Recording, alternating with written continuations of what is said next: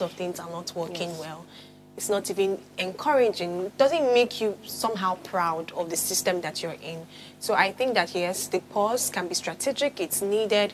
But have you also considered the fact that look at some classrooms, look at some institutions that have certain students in there. You see overpopulation. I don't know if some of you can relate to it in some schools. You know, I think there's one in my school.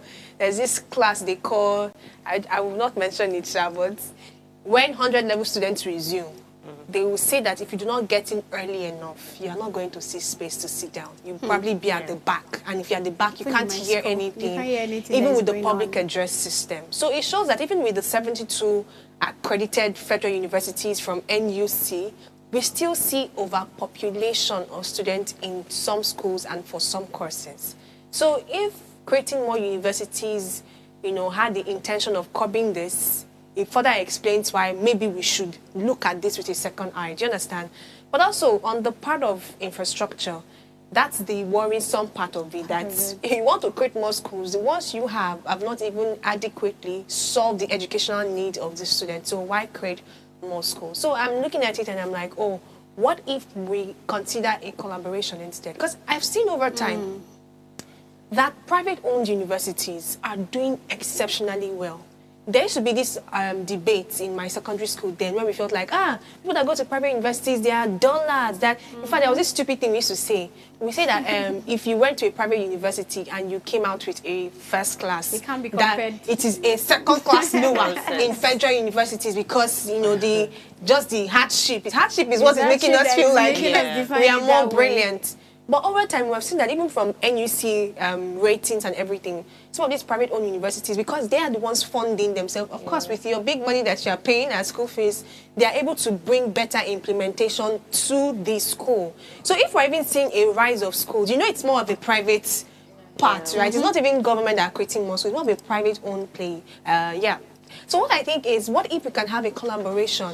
These private individuals that feel like they have something to offer in the educational space, what if they collaborate with, feel like they have something to offer in the educational owned discussion on this table where we consider public and private owned collaboration. And I think it can even happen in the education system. There are great private universities doing well. There are struggling state universities, struggling polytechnics. What if we see a collaboration instead of just duplicating more schools around? I think we should still talk more on the collaboration part of it. But before let's hear from Goodness. However, Goodness, you know, the minister says that it is a reset button, that the moratorium will serve as a reset button, you know, and it will allow the government to focus on upgrading facilities, recruiting qualified lecturers, and improving the quality of education. But it brings me to think that why does this moratorium have to serve as a reset button? Despite everything that is going on in the education sector right now, do we need to wait for a reset button, you know, waiting for the 7 years before we can actually focus on upgrading the facilities? So how is the side, you know, the 10 sides, what side are you bringing to this conversation? Okay, so first of all, I want to say, concerning the minister saying that, the thing we should look out for is why are students not going to that area, that particular school? And when I read for that, they said it is on the northern side. So why is it that we are not having students applying to the northern region in universities, in polytechnics? That's the first question. And I will answer that it's because of insecurity. Yes. So first of all, we need to tackle insecurity in that state. If we can tackle insecurity and guarantee their safety, I'm certain that we will have students also going there to study. And also, if you look at the geopolitical sharing of education literacy, we have it in the issue that now we are having, you know, most of the northerners in the education system gradually. But back in the days, even before the independence, we saw that, okay, when it comes to literacy stuff, they had a low percentage. And that's why we're not having more students at that particular region. So I think we should first work on insecurity there, because you can't just say you want to ban 7 schools because you are not having student there. You are not having student there because their safety is not guaranteed. And that's why we have other schools, we have overpopulation. Like she said, even in my own schools, we had overpopulation. Because like people feel safe there, students feel safe there. So rather than say you want to totally ban, from what I read, you want to ban so that the resources allocated to that place can be used for the other university. It is a good idea. But let's not forget, these schools you are saying that you want to ban for 7 years, we have gadgets there already. Meaning those gadgets will be dumped there for 7 years. And in a way, you might be feeling that, okay, yes, we have the positive side. We have the positive side that, okay, the allocation will be used to amend other schools, to help with the infrastructures and everything. But at the same time, the things that we've gotten, that we've put in place for these schools here, what are we going to do about them? Are we just going to leave them there for 7 years? We have electrical gadgets that if you leave them for too long, it goes to waste. At least we have departments, we have the computer science department, we have so many gadgets. What are you going to do with it? Are you going to leave it like that for 7 years? Then the infrastructure, the building already built, what are you going to do with it? For 7 years, that's a lot of money because you've invested money into these things and you're expecting a return. And there won't be more because they won't be adding more to the universities. That's just the same thing. So the infrastructure there, what are you going to do about it? Are you leaving it there? Meaning we have a resources that we are not using, so we just want to dump it down. I think we have a mix-up somewhere. He's not banning 7 schools. He's banning establishing new schools for the next 7 years. But other schools would function. Of course, they will be working. But to say, oh, I'm approving you to build a new university, it's not going to work until the next 7 years. I read something else. I saw that there are some schools that he said he was going to place a ban for them for just 7 years. So that means they won't be functioning for that 7 years. No, I think the news I read as well is a pause on building new schools. Okay, so there won't be new schools again in for that the next area. 7 years. Okay, if it's that, it's a good one. So let's go on a very short break right now. When we are back, we are going to be talking about the collaboration of public and private universities, just like Oluchi said. So we'll be right back. Please stay with us.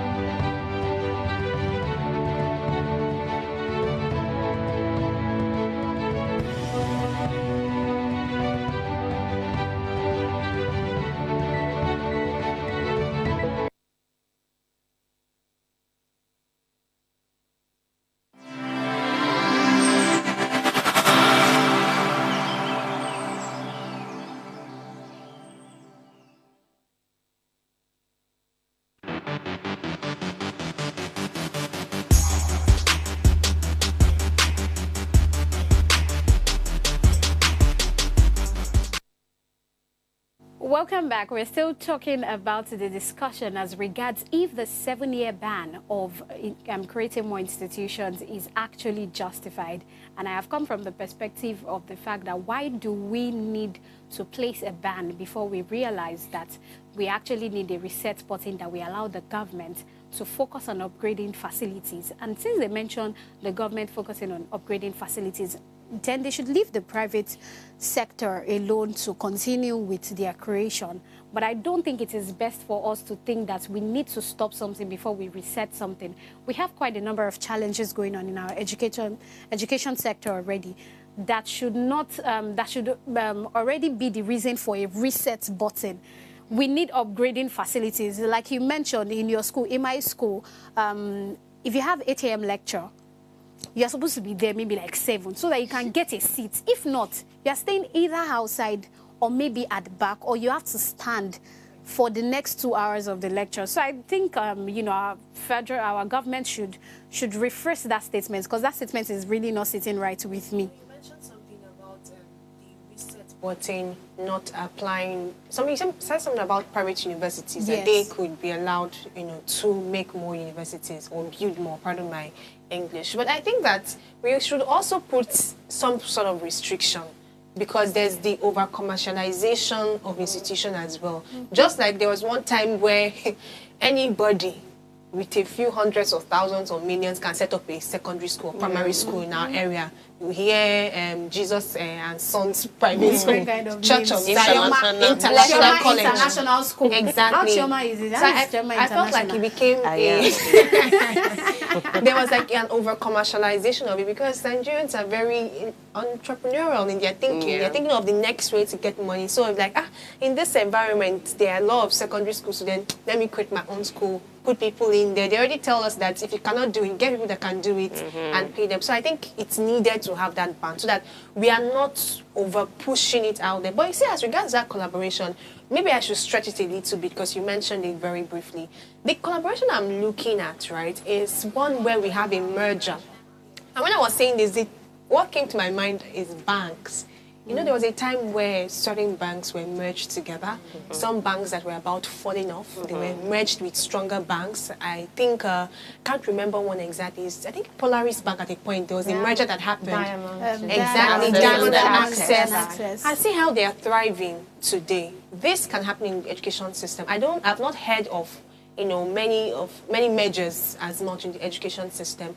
But we can take some of these struggling polytechnics, struggling universities in state areas that are not getting the funding they need, and merge them either with stronger federal universities or with some private universities. But this will take a whole lot of intentionality from both parties, because there's, you know, when you start talking of mergers, you're talking of how the allocation is going to be, who is going to be bringing, who is going to be taking, because private institutions are built for profit. That's why many of us can't afford to go to some private institutions. You hear of 1.3 million. I'm sorry, I paid 20,000 in Unilag 100 level. So if we're doing a merger, how is it going to benefit both of us? Do you understand? The margin is right. It's a whole lot. But even now, it's not even 20 again. We're seeing hundreds of thousands. But even at that, maybe theirs will be close to 1.3, 2 million naira in private universities. And like, oh, that's why they can even have the infrastructure that they need. Because let's even question it.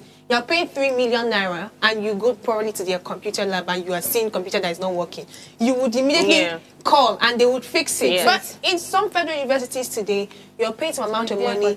You go to the lab, everywhere is like, is this actually functioning now? It reminds me that I got into a conversation with somebody recently, and the person was talking about the fact that when you get to all these private universities, which we understand that maybe because of the kind of amount that they are paying on their school fees and all of that, but the person was mentioning how that these schools also have plans for these people even after their schooling institution. They put different things in place. My darling, you will not pay 2 million naira tuition and you will not give me premium services. Do you understand? They expose them rather early. The kind of exposure you might not be able to get to certain technologies, certain things, certain opportunities, you know, when it comes to our federal government, is what you will get in certain private universities. So do you know that this thing that we've mentioned is why federal universities today are used as a very strong claim to increase their school fees. Normally, education is supposed to be the responsibility of the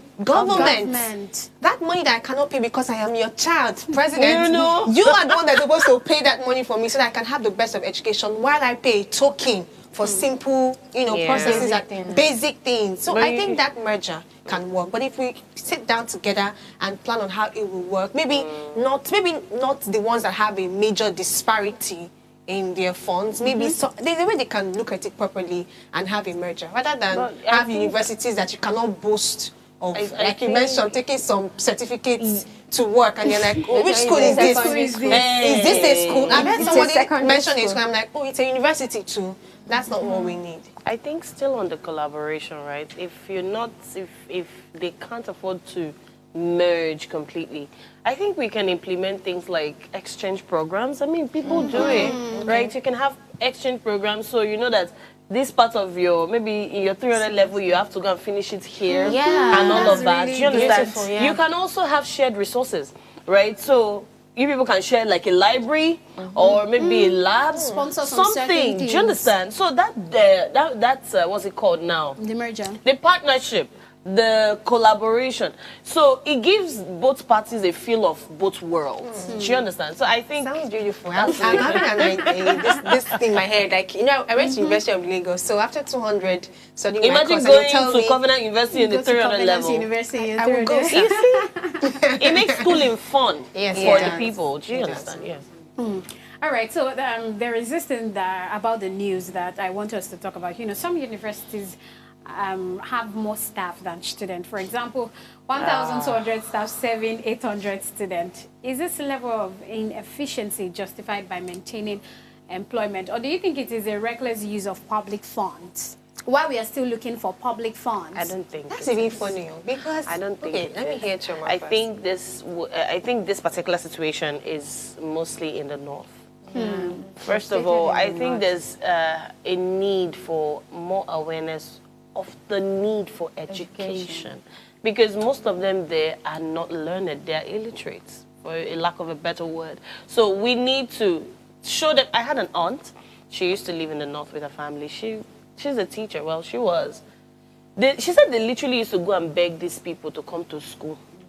Come now, Their major don't worry, occupation. don't worry. We're going to. You can be in class and then maybe during break, this one have gone to go and rear his cattle, and then you come back and looking for them. That's you know? where the money is, please. You have to she me said divide it the was X. a struggle. So you see willing teachers, and oh, my aunt is really qualified. She loves this teaching thing, you know, and she has the certificate. You have seen it.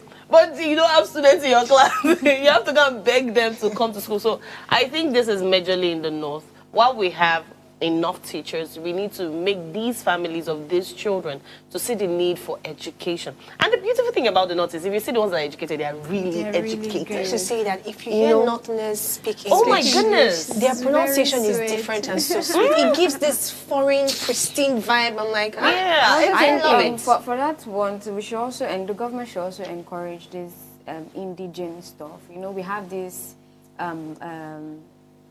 setback mindset that, oh, I'm not a northerner, so I cannot go to the north to go and study. Because rarely you can find probably either the Easterners or even the Yoruba saying that they want to go to Kano to go and study. So yes, they will be actually. I will go where are to you UNIZ. there? My mom, she's not going to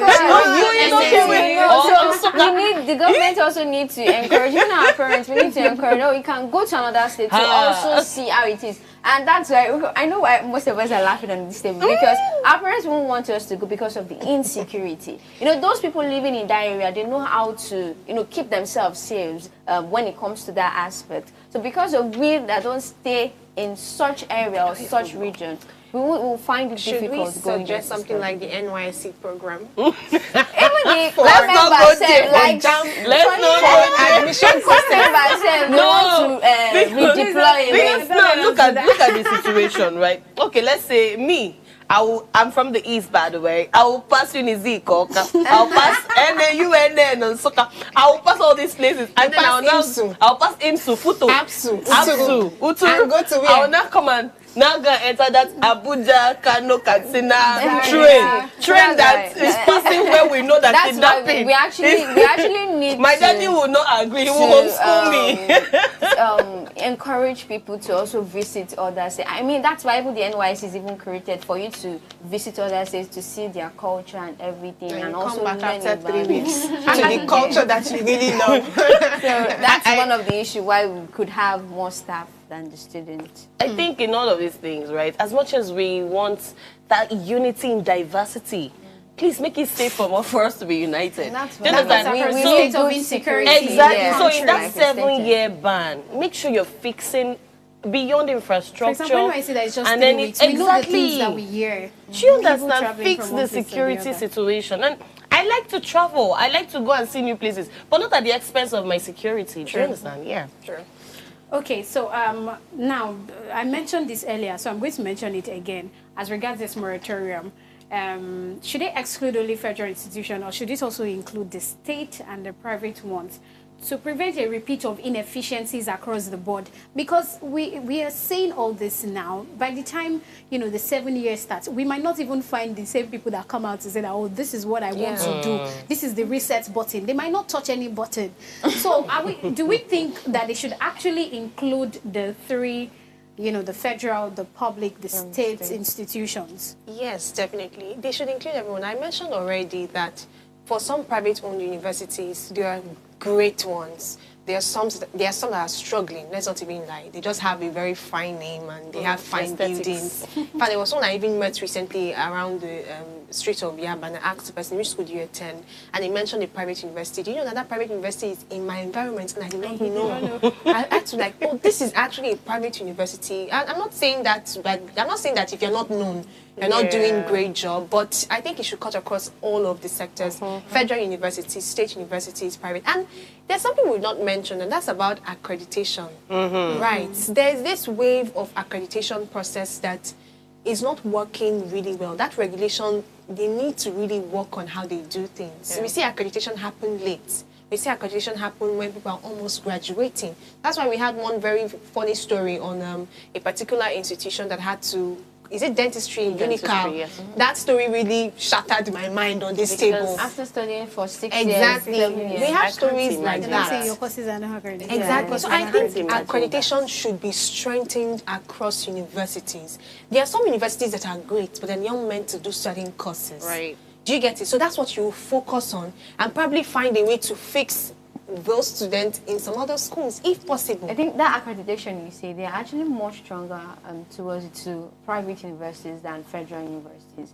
Because if you see some private universities, they don't really actually offer all courses because they're not yet accredited. But for federal universities, you find all the courses in federal universities. So I think probably because they feel it belongs to the government, so they see no reason why they should be strong towards the accreditation. So towards that, they should ensure that even federal universities should also have this strong and tight accreditation before they can carry out or launch a full course in the department. That will also help. You know that continuation of a program that you start. So they say it's a reset button. The people that have come out to say it are the ones on seat. If they leave, the people coming in next, are they going to ensure that this reset actually continuity is a problem in Nigeria? That's another problem. That's another problem. So I would like to ask, you know, let's talk about it. Do we think that the same funds that would have been allocated or that could have been allocated, for example, the federal institution now, for the next 7 years, should it bring it down for this reset button? For the allocation for new universities that could have happened in the next because these universities are rarely federal universities, so it's private owned that are usually starting up new. So the federal government now, for the federal government institutions, how should they allocate these resources? Because this reset button that they are talking about, they are not even talking about the funds that they are going to use for it. You know, when I started, the first thing I said is, I hope you have counted your costs. Do you understand? You can't just wake up and say, oh, I don't like this my house, I'll tear it down and renovate, when you don't have your money in your bank account. So I want to believe that they already have done the costing of the rebranding and resetting that they want to do. But if they haven't, that would really be a waste of our time. Because 7 years is enough. You should have a structure, a framework that you want to work with, which I think they should have given us, put it out in the public for accountability. You know, that's a lot of things. That's something you don't do, right? So you just come and give us sweet words and you don't show us the process for us to hold you accountable, right? So I want to believe, it's still new development, right? They are trying to draft it out. 2 weeks from now, we should see a framework. So, yeah. Okay, I wanted to suggest something. What about if the government look at it this way? Those universities that have low students, they can actually turn it as a way of distant learning for greater federal universities, like universities that are actually strong, that people want to go for, right? For instance, somebody coming from Kaduna wants to come and study in, let's say, Lagos. We can have a distant learning. I know we have, like, Unilag in a northern state. So instead of you coming down to Lagos, that's a just stay in your one. state and I'm going to send study that and study there. I'm And the same thing, you're also going to have the federal government certificate University of Lagos, but in your own state. Yeah. So We that even have could some also programs work. like that running. So we could use all those For example, universities. Unilag's, distance learning. So all those universities that have low turning students and more stuff, they can actually be used as a source of distance learning for extra federal universities. Uniben has distance learning, I think, in Yabatek or FCE. Even in Yabatek has some kind of think it was university. COVID-19 that introduced it to it. Yeah, so they can actually look into that. COVID-19. They can look Thanks into to that. COVID-19. Okay, so let us have your final conclusion in 2 seconds. Okay. My major one, please. Our budgeting and allocation for the education sector should be tripled at this point. We see it just on the surface. We pay attention to other industry, aviation, for example, 720-something billion for renovation. It's good, but if you can have same equal resource put into the education sector, we'll see many things get better. And I'll always clamor for this. Okay. Yeah. Well, I think what I'd say is having access, having many universities without quality, it leaves a lot of people unprepared for the future.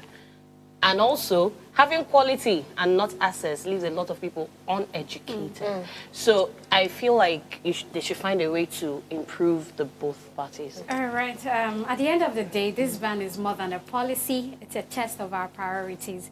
Maybe it's a tough love our education system needs, a chance to fix crumbling structures and raise standards. However, we can't ignore the risk for communities still waiting for their first university and for young dreamers watching opportunity drift away.